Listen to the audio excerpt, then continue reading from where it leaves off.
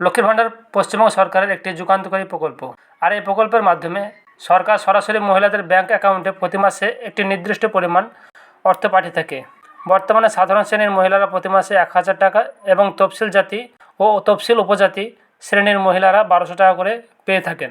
এই প্রকল্পটি চালু হওয়ার পর থেকে বহু মহিলা উপকৃত হয়েছেন।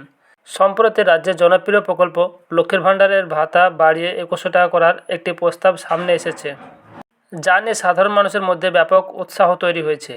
মুখ্যমন্ত্রী মমতা বন্দ্যোপাধ্যায় এই উদ্যোগের রাজ্যের লক্ষ লক্ষ দুস্থ ও মধ্যবিত্ত পরিবারের মহিলাদের মুখে হাসি ফোটাতে চলেছে। তো আজকে আমরা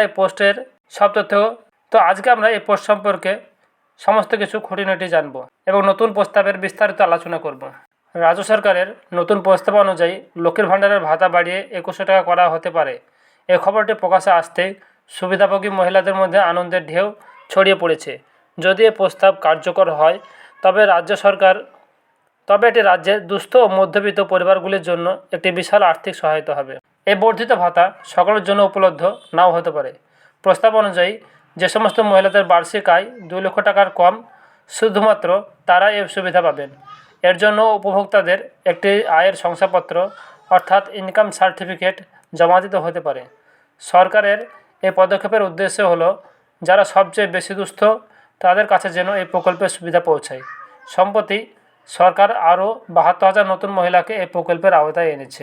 যদিও এই প্রস্তাবটি নিয়ে আলোচনা চলছে, তবে এখন পর্যন্ত সরকারের পক্ষ থেকে কোনো আনুষ্ঠানিক ঘোষণা হয়নি। বিশেষজ্ঞদের মতে 2026 সালের বিধানসভা নির্বাচনের আগেই এই সিদ্ধান্ত কার্যকর হতে পারে।